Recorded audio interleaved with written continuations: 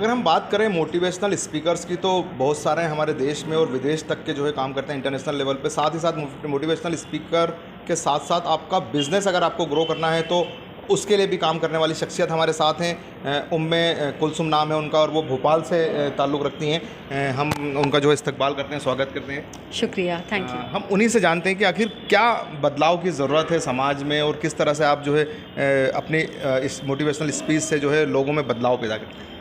मैं स्पेशली आपने सुना होगा कि जब मोटिवेशनल स्पीकर्स या कोचेज़ या मेंटोर्स या ट्रेनर्स, तो ये एक बहुत बड़ी इंडस्ट्री है और लोग जो है इस इंडस्ट्री में काम करते हैं एक इस्टेब्लिश्ड बिजनेस एंटरप्रेन्योर्स के साथ या फिर इस्टेब्लिश्ड कंपनीज़ के साथ और कॉर्पोरेट ट्रेनिंग करते हैं।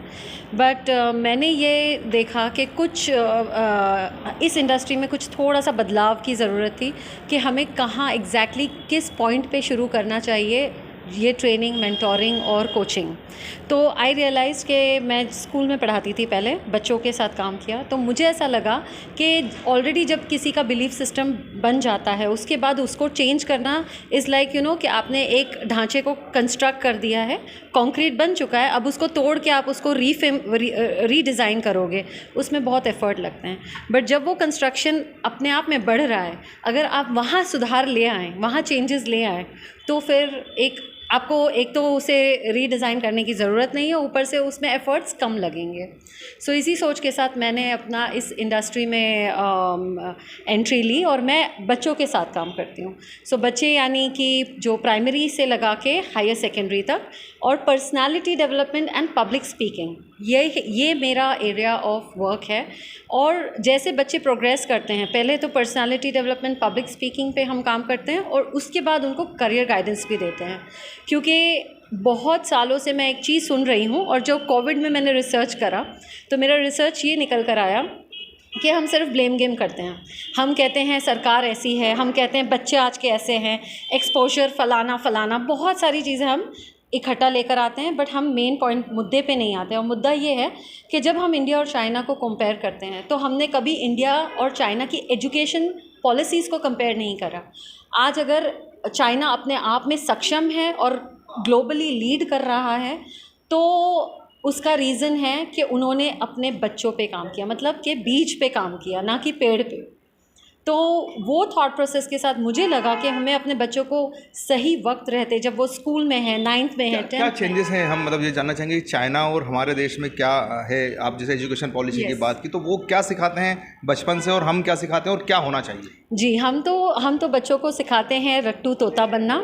हम उनको सिखाते हैं कि बस ये पढ़ लो, वो पढ़ लो, पढ़ के एग्ज़ाम्स दे दो, ये नंबर आ गए तो आपकी ज़िंदगी सेट है। जबकि फ़ैक्ट ऐसा नहीं है, फैक्ट्स कुछ और है। चाइना में एक बच्चे को 5 साल के बच्चे को ये सिखाया जाता है कि डिश कैसे वॉश करते हैं। हमारे बच्चे को आज भी आदत है कि खाना खाया और माँ को थाली थमा दी। तो ये जो छोटे छोटे वैल्यू सिस्टम है, इससे एक बहुत बड़ा डिफरेंस क्रिएट होता है। और वो China is an example, Japan is an example, Hong Kong is an example. आप इन देशों में जाके देखिए, वो 5 इयर्स के बच्चे को पहले तो सेल्फ इंडिपेंडेंट बनाते हैं, यानी कि घर के छोटे मोटे जो काम है वो खुद करे बच्चा, और जैसे जैसे वो प्रोग्रेस करता है उसकी स्ट्रेंथ पे काम करते हैं। हमारे यहाँ आज भी ये होता है, और मैं तो कहती हूँ 99% हर घर में होता है कि मदर्स कहती है मेरा बच्चा मैथ्स में अगर कमज़ोर है तो मैथ्स ज़्यादा पढ़, भले तू इंग्लिश में अच्छा है तो रहने दे, उसमें तो तू अच्छा ही है।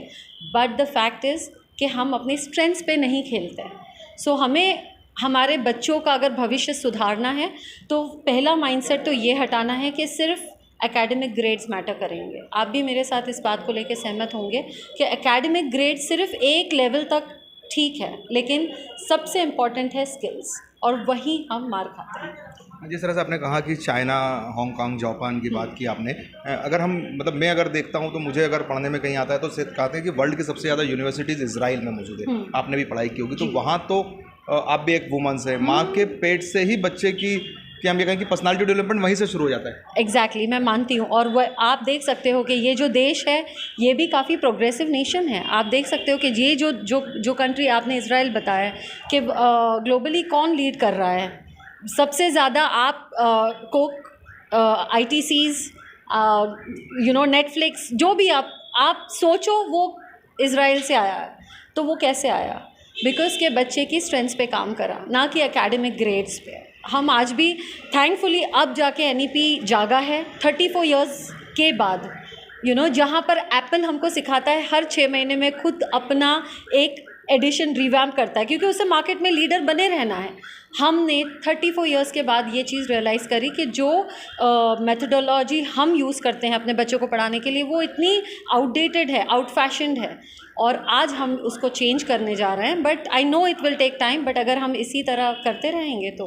बिजनेस आइडिया क्या किस तरह से जो है आप देती हैं कि भाई कोविड हो गया, सब कुछ हो गया, लेकिन फिर भी आप बिजनेस को ग्रो कर सकते हैं? क्या आइडिया होते हैं, कुछ एक आध आइडिया चाहिए? जी बिल्कुल। तो जब कोविड में मैंने ये देखा कि जितने भी 9 to 5 वाले थे काफ़ी परेशान रहे, सैलरी स्लैशिंग हुई, कई लोगों की नौकरियां गई, और वो वक्त था जब मैंने बहुत ज़्यादा गहरी सोच में गई, और मैंने ये रिसर्च करना चालू करा कि इस पीरियड में सबसे ज़्यादा कौन से ऐसी सेक्टर्स है जो बूम पर है। तो मुझे पता चला कि वो IT सेक्टर था जो बहुत बूम पे था, एजुकेशन सेक्टर था जो बहुत बूम पे था, और हमारा Netflix and all this social online social media that was on boom. So basically मुझे वहाँ से ये आइडिया आया कि ऐसा क्या हो सकता है जिससे एक इंसान 9 to 5 के साथ पैरेलली कुछ ऐसा करे जिससे वो अपना बिजनेस साइड बाय साइड, जिसको कहते हैं एक साइड हसल क्रिएट करे। और फिर रियलाइज़ हुआ कि हम लोग, क्योंकि हमारे एजुकेशन या जो भी हमारे बैकलॉग्स रहे हैं, मैं किसी एक संस्था को नहीं, मैं education as an entire institution of education उसको चैलेंज करती हूँ, क्योंकि हमने बच्चों को कभी स्कूल कॉलेज में पैसे कैसे कमाना है ये नहीं सिखाया, मनी मैनेजमेंट नहीं सिखाया, फाइनेंशियल मैनेजमेंट नहीं सिखाया। सो बिजनेस लाइक ऑनलाइन जाकर औरतें अपना फूड कैसे फूड स्किल्स कैसे बता सकती है, कुलिनरी स्किल्स कैसे बता सकती है, मेन जिनको अगर किसी पर्टिकुलर एरिया में पैशन है वो अपने पैशन को कैसे ग्रो कर सकता है। So basically I am someone who helps people to reach their passion, क्योंकि पैशन जब प्रोफेशन बनता है तो you don't work for next day, all your life you are on a leisure trip. बहुत बहुत शुक्रिया। ये थी हमारे साथ उम्मे कुलसुम जी, जिन्होंने बताया कि किस तरह से जो है वो एक अच्छी मोटिवेशनल स्पीकर हैं, साथ ही साथ आपके बिज़नेस को आप कैसे ग्रो कर सकते हैं। इंदौर से मैं समीर खान।